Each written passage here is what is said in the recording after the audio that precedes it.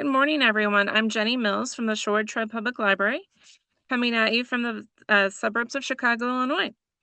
I'm excited to be discussing 5 upcoming literary fiction releases with everyone today.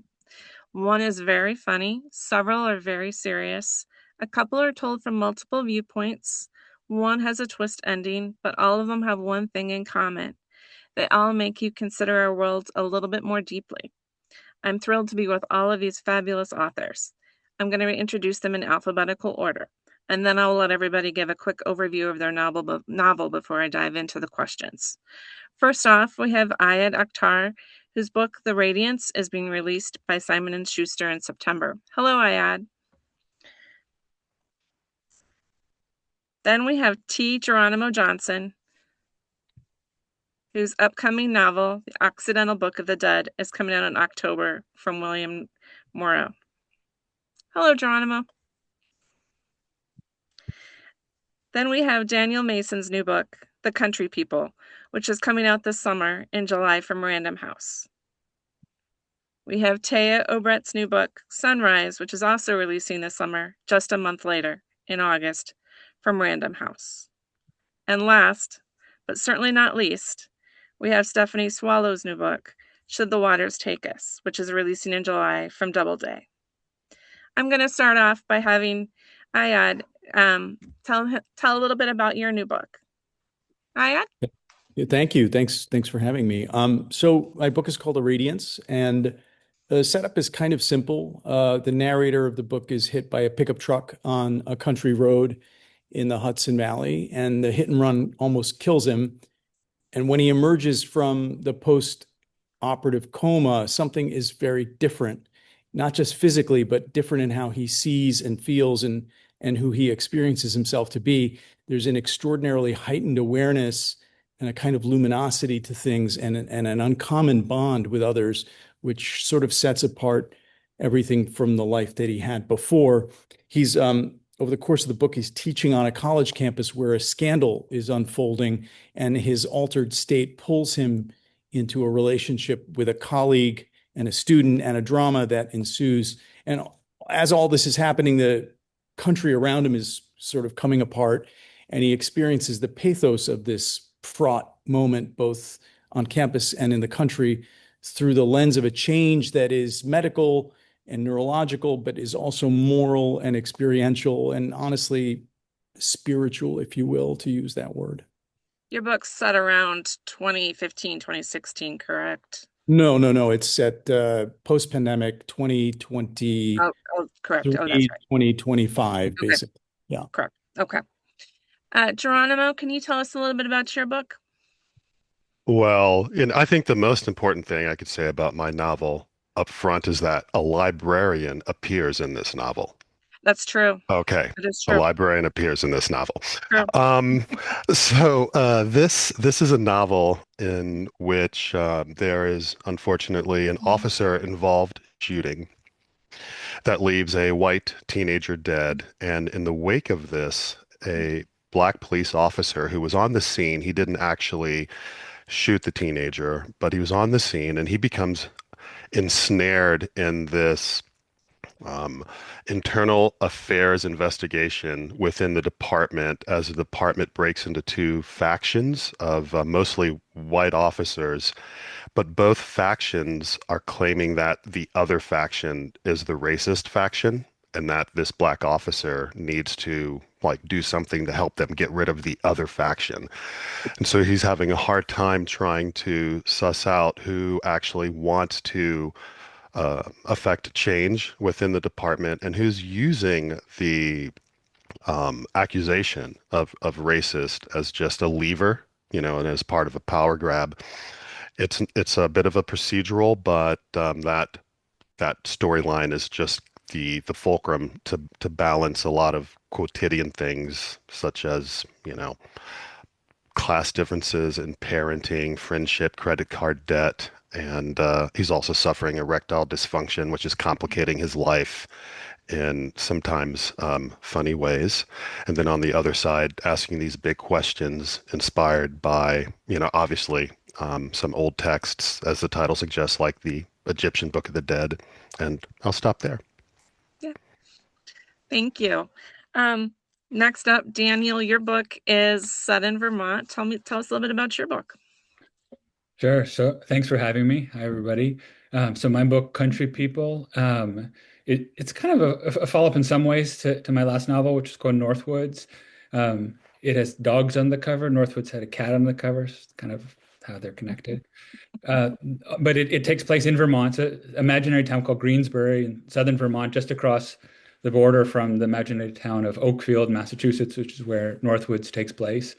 And it follows a family of four Californians who move out to Greensbury so that the wife can work for a year as a visiting professor in the English department, while the husband, who's been working on his PhD for 14 years, which is about 12 years overdue, is supposed to get that project done. But Miles, is his name, so the central character of the book, really is not fit to do that, but is the kind of person who falls in with just about anyone he meets, and so sort of goes off on a bit of an adventure in this area. At first, non serious one, but then at a point meets a group of people who believe that that the Earth is hollow, and that the entry point to this hollow Earth sits somewhere in southern Vermont.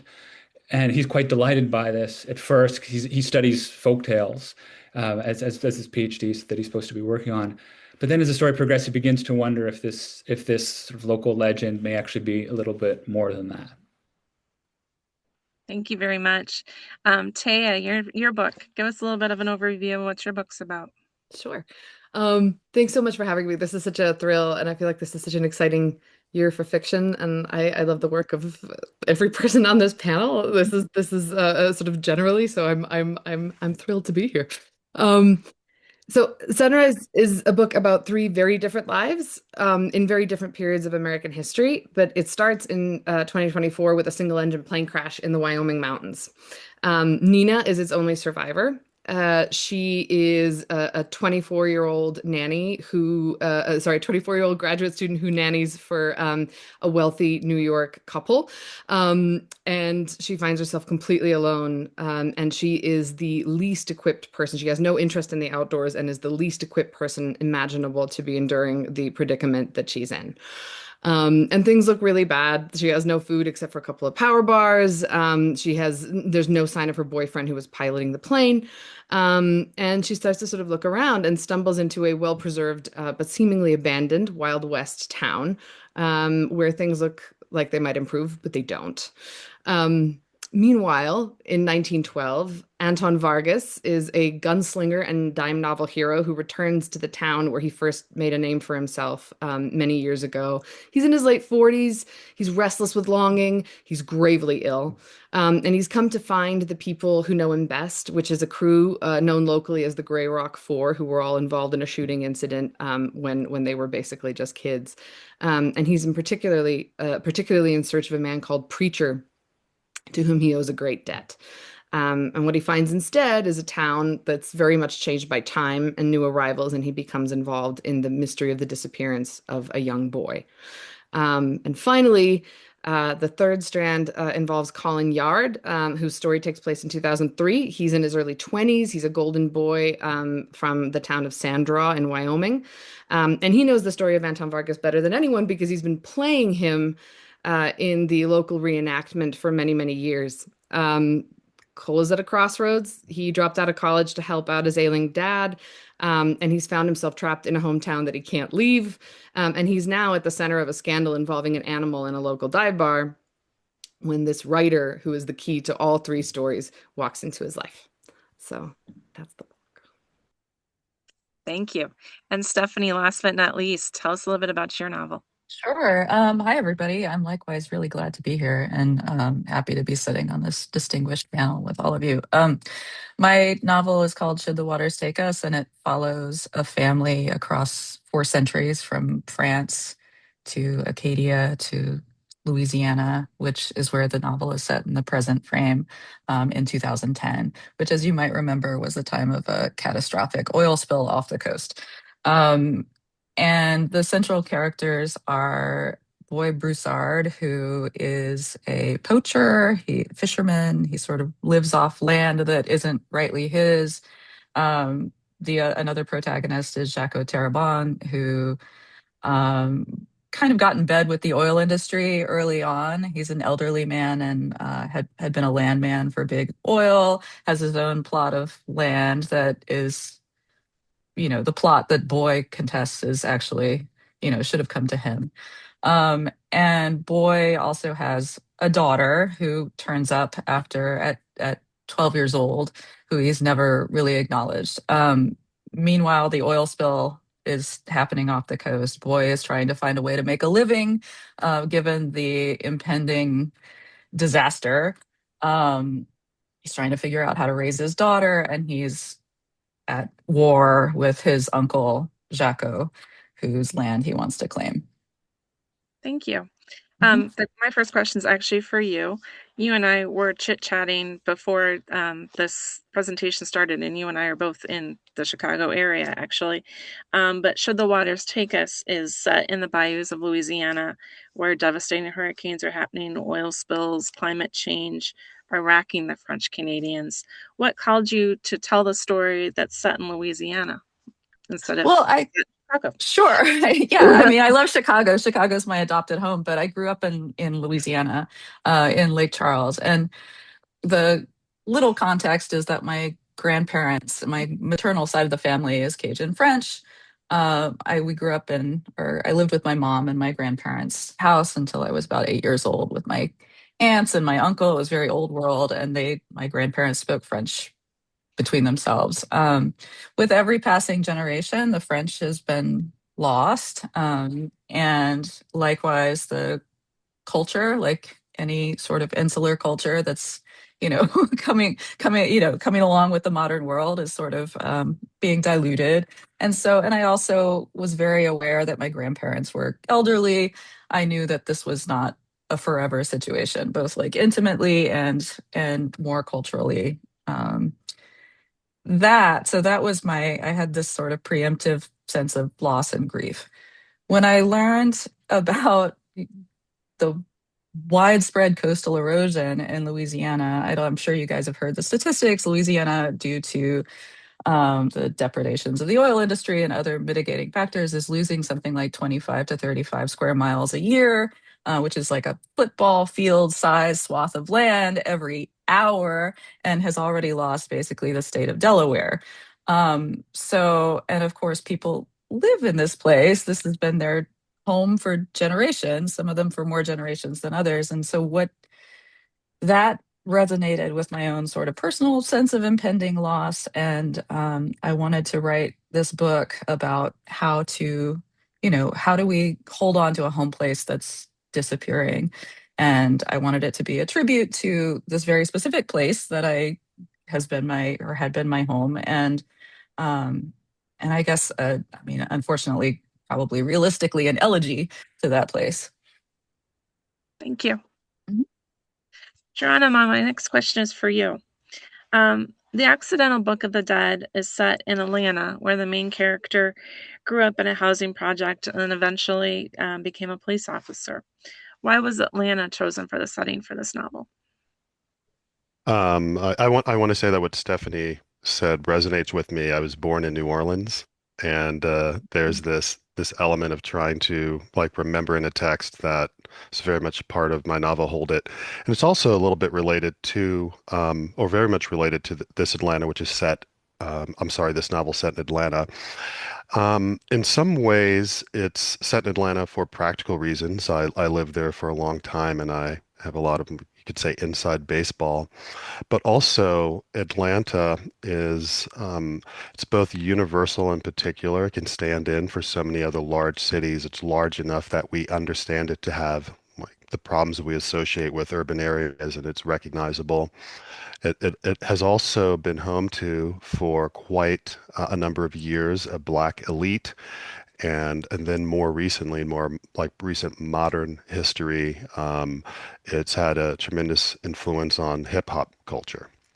And so in this space though, there was during the 90s a period that saw an amazing transformation because the city hosted the 1996 Summer Olympics, and this funds a lot of change. But also Atlanta, which was the first city under the PWA to build public housing, became the first city to start to demolish public housing because they received significant federal funds to underwrite that project. And so these various like domestic, federal, state, and international forces collided in a way that changed the face of the city. And I was working and living there at the time with a lot of people who were involved in this at different levels. And I wanted to try to tell this story that's another battle for Atlanta in a way, and open a window onto these different levels, but also how it's affecting the people who don't really have the power to decide where they're going to go or why they are like living where they are. And it also there's also, because of the civil rights movement and just the history of the South, an opportunity to tell all of American history in this kind of encapsulated way, because it does go back to like the treaties of Indian Springs. So Atlanta became in a way, what a someone once said to me is a hologram. It's something where in each part appears the whole, and Atlanta became a way to talk about so much more than Atlanta. Some like just our entire national condition right now. Yeah. Thank you. I add, your book is discussing some very ambitious questions about life, religion, sexuality, and consciousness. It's set in a college campus. Is there a reason why that made sense to have it as its setting? Yeah, I think college, college in theory at least is the place to ask big, impractical questions. And I think the birth of your sense of the world coming into yourself as a falling in love, coming into yourself as an adult, it just provokes much deeper questions. The book juxtaposes two different experiences of going to college. One, a professor who had a very interesting and problematic in some ways college experience, but very rich. And then the college experience that is also complicated happening today that is recounted through the course of the story. The book is an attempt. I love the Russians in large part, because they never shied away from writing about the soul. And I think I was trying to find a way to open up a way to talk about internal experience that maybe is a little bit something we don't do so much anymore in fiction. So college just felt like the right place to do it. Okay, thank you. Daniel, Country People, your book has such a strong sense of place. Miles spends a lot of time getting to know his new home, meeting the neighbors, rambling about the countryside, and learning the stories. Why was Vermont the place that the story could be told? Yeah. So, I think that in some ways, the simple answer to the question is that maybe like some of the other panelists here, when I had finished Northwoods, I still felt that those characters were very present for me, and I actually began another project. But I just kept thinking about a number of them, and I kept thinking about that place. And so, I started taking like little notes on these sort of characters that kind of kept on reappearing. And so it was a chance to, I guess, sort of revisit into Faulkner's sort of famous line about the postage stamp of Earth, and remain there and look around a bit. So I think there's that, and then there's just also something about I'm originally from California, but while writing Northwoods, I had spent in a sort of first sustained period of time in rural New England, and I was just struck by some of just the wonderful aspects, fascinating aspects of this particular sort of part of our country that a town which, and I think I was referring to like sort of small town college life also, and like the microcosm of the college, so that you have in one area people who've lived and farmed a land for generations.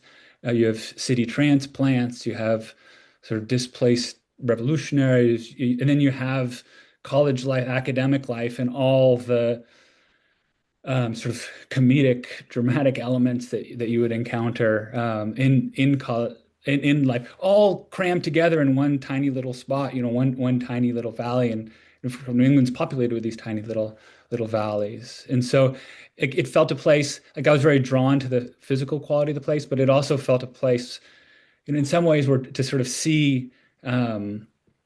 see bits of America sort of distilled together, and actually it feels in almost kind of revolutionary way getting along in a way which feels like a lot of other people can't seem to get along. It's funny, I had also mentioned the Russians because the project that I was working on was it had to do a bit more with Chekhov and Miles in the book studies Russian folklore, and I was constantly drawn to the Russians for this very non-Russian book because of the scenes of scything and the way that, in addition to not shying away from the soul, they don't shy away from country life and just the beauties of exalted beauties of country life.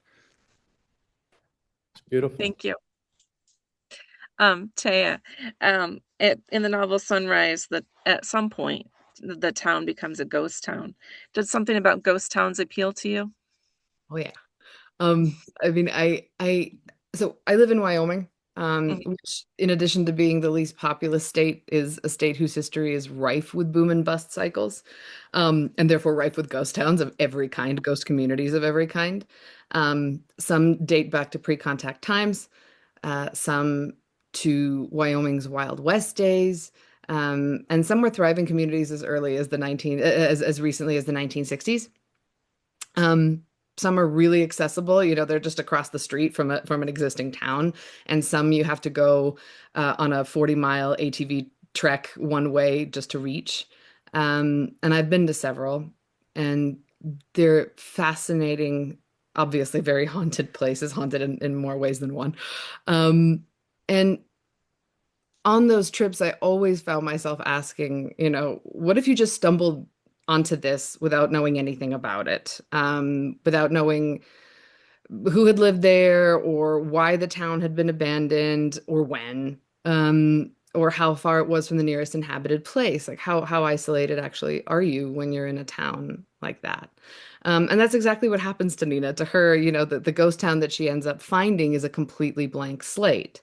And because she's desperate and hunting for clues and starving, the relationship that she forms with the town exists outside of its own history, until she finds something, of course, that completely upends her assumptions. And I think that's always sort of what you're looking for in a ghost town. You're like, I'll see something that unlocks the meaning of all of this for me. Even when it's very curated, I feel like that's the search in a ghost town. Thank you. Your narrator has your name and teaches a class in autofiction, but that same narrator says he doesn't believe in autofiction as a genre unto itself. One of his students, Susan, is writing about a professor that she's gotten entangled with, and her fictional story about that professor has significant personal and professional consequences for everyone in the story. Incidentally, that professor that she writes about is herself is known for having written about others in her own life. Is there a reason that everyone seems to be using one another as raw material in their stories? I needed a metaphor in a book essentially about consciousness. I needed a metaphor to sort of make concrete the process of understanding your experience and relating to others. And the writing seminar is obviously a wondrously dramatic and as Daniel said, can be comic and have some nice. I might have frozen. Comic elements. Oh, did I freeze? Yeah, you froze for just a second. What did I say? What was the last thing I said? You were using a metaphor for writing in the writing seminar. You might want to repeat that thought. Yeah, Daniel was saying that college campuses can be rife with comedy, and writing seminars, of course, are no exception to that. So but more importantly, having a way to physicalize within the story the way that people are seeing each other and relating to one another and misinterpreting or reinterpreting and actually telling their own stories in the process of reinterpreting, and the ramifications that that has administratively, personally, but more importantly for the book, it's a way for me to get into the process of knowing and the process of relating to others through one's own experience. So Thank you. don't know if that was coherent, but it's my best attempt. Okay, thank you. Thank you. Geronimo, your book was really fascinating for me. The telling of your story in this book is a really slippery thing. The book opens with a framing device of it wasn't really a script, but it was a telling of an idealized version of the events. And then the narrator of the book, a Black police officer in Atlanta, George Washington Johnson, takes over. George is not a reliable narrator by any stretch of the imagination. He doesn't often see the truth for himself or hides the truth from the reader for long stretches of the text, or he lies to himself. And then it's in the epilogue even where the reader even learns the ultimate truth about one of the side characters' identities. How did you decide to work with telling the plot of the book in this fashion? There are so many answers to that, I know. but I'll keep it to a few. In one way, it is almost, I think, impossible to have told the story straight and ended up with the same effect. In a way, fundamentally, there's at work this question, who gets to tell what story, right? But the book is inhabiting a space where underneath that question is not so much a question of jurisdiction or authority, but really a question of capacity in terms of what stories are we actually willing to hear? Like, what stories do we have the capacity to process and to expose ourselves to?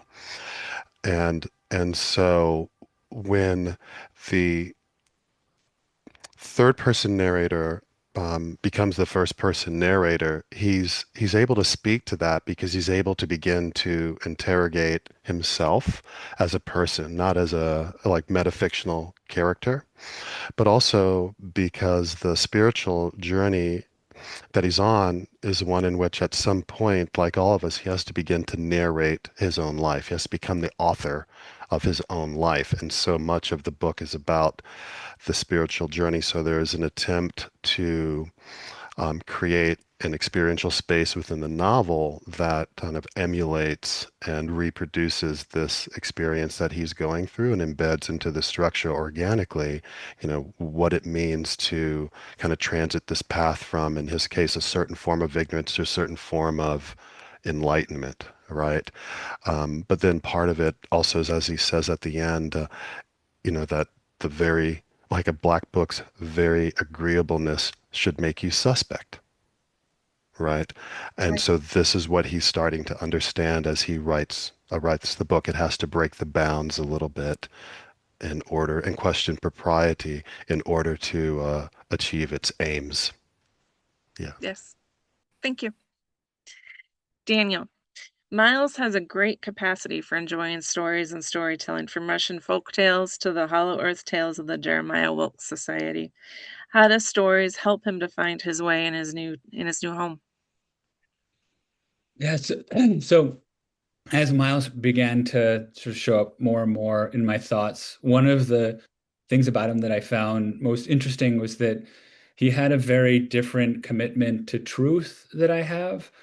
He has this sort of, to him, he has the same kind of commitment to the story that he tells his children at nighttime and to the folk tales that he's reading and the stories that people tell him and lies that people tell him in a way that he doesn't almost distinguish between them, which is part of his big problems in life, in that he's just kind of taken up by stories. And so this kind of person really interested me, and it was also really just fun to sort of be with him and be as sort of open-minded as he was.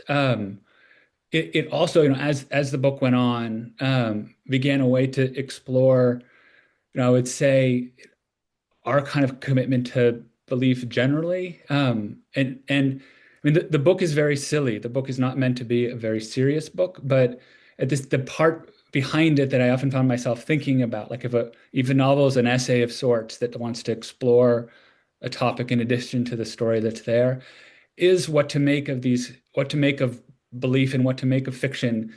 Because I find it so strange in some ways. I completely love lying. I love making stuff up. I love inventing people. I love it when other people invent people. And yet at the same time in public life, I hate being lied to. And I don't like conspiracy. And I don't and we're in trouble because of so sort of what do we do with these different kinds of beliefs where, for one person it's a fanciful tale or it's a legend. For someone else, it's a deeply held conviction. For someone else, it's a kind of delusion. For a child, it's play. There are all these different ways that we sort of approach truth and fiction. Um, and Miles became a kind of person to explore that idea about where that boundaries would lie. Thank you. Stephanie, this is a generational story. In fact, one brief section of the book traces the family's migration from France to the United States several centuries ago. Why does it make sense to tell the story through multiple viewpoints and multiple generations? And which character did you kind of start the story with, or did you start working with them all at once? Yeah, Daniel, what you were saying about belief systems being evident in our stories, and what is truth and what is fictional, and how those stories affect us down through the generations. We all have family mythologies, right? That like we use to justify or condemn current behaviors. And so I'm interested in how sort of a long past of storytelling affects the present. And I'm interested in how places hold on to stories. Um, and from the beginning, I knew I wanted the modern story in Louisiana, which is a story about losing home, to be set aside of family mythology, like a Cajun book of Genesis, where like stories from the past about inflection points when ancestors and analogs of the modern characters experienced a rupture with their sense of home or had to leave a home and found something new. And when those ancestors made difficult compromises, some of which have echoed through time with real and diverse consequences for the people living in the present. So I like making that visible. I also started, in terms of like the characters, I started with the book of Genesis, is Jacob and Esau, which is fundamentally about bitter moral compromises for the sake of questionable long-term gains. And like Esau, my protagonist's boy is a man of the field. He's a gleaner. He lives very much in the present. And he would trade his birthright for a bowl of beans or a sandwich. The the other protagonist, Jaco, like Jacob of the Genesis story, is cunning. He's forward thinking. He's sort of the modern man. He's willing to lie, and he's willing to get in bed with the oil industry and cheat his neighbors for what he perceives to be um, his own benefit and the benefit of his descendants. So those are the characters I started with because they map so they're so evocative of the particular tension in Louisiana between traditional ways of life and the oil and gas industry. Thank you. Taya, the Old West mythology plays such a strong part in the stories that Americans tend to tell themselves, and it affects a lot of things I think about our politics that we have to live with today. And your character Anton was willing to participate in the myth-making part of it, while his partner Preacher couldn't make himself play to those myths. But Colin later on was playing his part and continuing to tell the established stories. Did the characters who saw the truth in the story live a freer life or not? That's such an interesting question. That's such an interesting question. And I think, you know, with respect, I love what everyone's saying about myth making and sort of and also the resonance of choices in one life affecting lives down the line, in the future, or sort of lives that surround the life that is central to the narrative. Um, you know, I think that the characters in this book are all working towards their own versions of freedom, and they're using the myth making that's available to them to do that. However, the different kinds of freedom that they're working towards have very different costs, sometimes proportional to the decisions that they make or don't make, and sometimes not.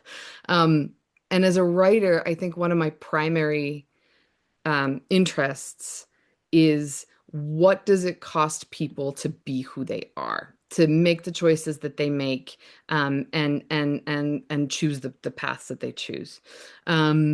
And then, what are the costs of those choices that are invisible to them, either generationally, or even in their own timeline. I think that Vargas would argue that he's freer than the rest of his compatriots because, through fame and notoriety, he's shaken off the constraints of a very humble upbringing. He has money, he has respect, he's on Wild West tours, everybody knows who he is. He's pretty vainglorious about that and about some other things. And he never dreamed that he would have any of these things, but it's cost him a very different life, one that he was offered a long time ago, and sort of has second thoughts about now that he's sick. Preacher, whom you mentioned, who goes by that moniker because he has a tendency to preach at people, rather than to preach the gospel. He started out preaching the gospel, but then he became a doctor. His freedom comes from moral clarity, or what he perceives to be absolute moral clarity. And he refuses, as you say, to participate in acts that he knows to be amoral, and acts that he finds reprehensible, many of which are the acts of nation building and the acts of myth making in the first place. And that costs him a certain amount of safety, and it costs him community as well.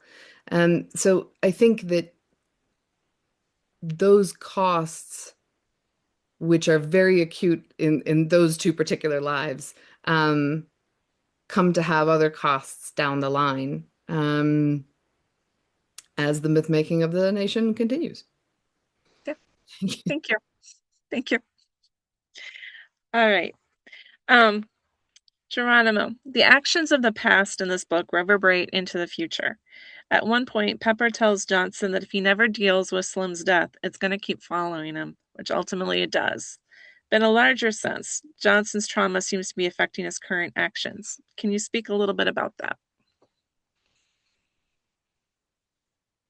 Yeah, the interesting thing is that until the very end of the book, Johnson denies that he's experienced any trauma. He's living in denial of this, and at the same time, the book is making it clear that he is suffering in some way. But from the point of view of the book, and to a great extent from like my point of view as a writer, what's happening with him often is that his social striving and his aspirational lifestyle create this gap between who he thinks he wants to be and who he is and who he imagines that he was. And this is compounded, of course, by race, by conceiving of himself through, we could say, perhaps a prejudicial or discriminatory lens. And so this trauma that he's suffering is not just a personal trauma; it's the trauma of being kind of divided through his life as he tries to satisfy all of the ways he thinks he should be, and also the trauma of being ashamed of being black. That's the first thing that he admits when he enters the page as a character. He says, "I'm a sick man. I've always wanted to be white." He's never able to really put his finger on why, but also the national trauma, right? When we think about the history. And so by my reckoning, and I feel like this applies to all of us always, but it's especially apparent today, the the biggest trauma that he's suffering is the national trauma, and it's that untreated national trauma that actually exacerbates and complicates his own trauma and makes it so difficult for him to make sense of what's happening in his life because he's not able to really clearly see for quite a long time. We could say like the etiology of this suffering. Yeah. Thank you. Thank you. Taya, this book is set in 3 distinct times, although 1902 is much further distant from us than 2003 or 2024 is. Why was it important to tell it in 3 different timelines? Every time I start a new project, I tell myself that this one's going to be like a clean, straightforward, linear narrative all the way through, and it just never happens. This is my 4th novel, and I think I have to accept that it's just not in the cards for me. I'm so drawn to the idea of events set in motion years ago coming to bear in the present moment. And the idea that, for instance, a lie told in one life can take root and change the fate of a completely unrelated person who doesn't even know about it 100 years later. Um, there's a bit of wishful thinking to it, I'm sure. It's something that I think we sort of long for in life, and I think that fiction is an art form uniquely suited to exploring that desire, and to playing with it and getting into all the nooks and crannies that carry over from one timeline into another. Um, and I love the idea of my characters not really knowing the totality of the story that they're in. But the reader slowly becoming aware of all the details and piecing them together, even when the characters can't. Sort of making a puzzle box out of a book. That's certainly how it felt for me writing it. And that's how I hope it will feel to the reader. There's something really seductive and really fun about being the only one in the sphere of the novel who's aware of everything that's going on. And I had a blast writing this book, partly because working out how all these timelines came together, all these timelines that were necessary to the telling of the whole story, came together. So yeah, thank you. Thank you. Daniel, Kate's career, Miles's wife, as an academic has been successful. She's achieved tenure. Her classes on Milton and Blake are well attended, even in a world that prizes education in the STEM and in a more career-based world. Miles is 14 years into working on his dissertation, mostly because he keeps getting sidetracked as his interests change. Ultimately, what can Miles take away from always being interested in the journey? Yeah. Well, Miles he's very different from Kate, and I think that he's the kind of person that I'd want to spend time with. Some ways I think the book may be a little reactive, my having spent most of my life in the place that has become the Silicon Valley of today, with all of its direction and its goal and its purpose and its targets. And I have as this kind of sort of fanciful, folkloric other in my mind, the wanderer, the person who doesn't see life as a series of goals to be met. And so he was the way to sort of be with that kind of person, at least for the amount of time I had writing the book. Thank you. I add, your narrator is hit by a vehicle early on and experiences a head injury that has strange and significant neurological effects on him. One of them is a persistent sense of time being different. This affects the story's timeline and how you structure the novel. Can you tell us a little bit more about that? Yeah, I think the devices are changing our experience of time in some way. And I think they're changing our sense of story and expectation, the amount of patience we have for expectation for the story to deliver the next story beat, how much of the story a reader can, or even a writer writing that story, can hold intention in order to then deliver it successfully. And that's a corollary, a kind of formal corollary or a formal challenge that I entered into this book with, knowing that I was writing with and into an environment where that was the case. And the narrator is having this experience where time is dilating. There is a sense of simultaneity that seems difficult to account for. It's something that is Dostoevsky writes about, for example, in pre-seizure auras, that he would experience a sense of timelessness and all things happening at once. And it felt like a good way to be able to be thinking about the possibilities for a really deep literary experience within a new framework about how we're relating to time. So one of the things that I do, or one of the things that the book does, is that it will narrate sections, and then suddenly those periods of time are getting re-narrated from a completely different point of view of the same character, or just a different aspect of that time frame. So it's not as if we're learning something different. We are. It's not as if the new timeline is contradicting what we learned. It's just deepening it. So yeah, again, I have no idea if what I said made any sense, but yes, anyway, so that's my answer. Thank you. Thank you. Stephanie, time for one final question, I think. Boy struggles to parent his daughter, Lee. Jaco can't figure out how to handle Jamie, his parentless grandson. Rosa, as she dies, tries to make up for her mistakes in life by bequeathing her possessions to different people, including a disputed piece of land to Boy. How are the fault lines between the generations accelerating? Yeah, I mean, how terrible to look around you as a parent or grandparent and realize that everything you planned on handing to your children and grandchildren is disappearing or compromised. And I think, the older folks, Jaco and his wife Rosa, and even Boy to some extent, they were making choices within a familiar home. The kids are facing this inflection point. I read an article in The Guardian the other day where there's a new study saying that, New Orleans is lost. We need to start relocating people now.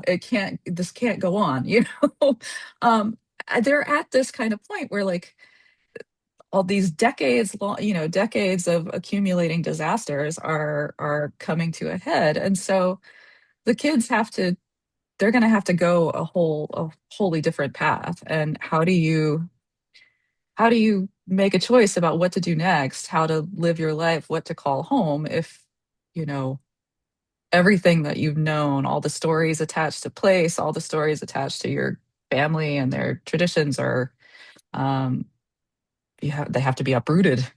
So I think that's the major generational divide. Well, I want to thank everybody for joining me today. I had another whole set of questions I wish I would have had time to get to with everybody, but we are just about of time. So I thank everybody for participating with us today, and I really, really appreciate all the time that everybody took. So thank you once again. Give yourself a round of applause. Thank you so much. Thank you so much. Thank you. Bye. Have a great rest of your Thank you. afternoon. Okay. Bye.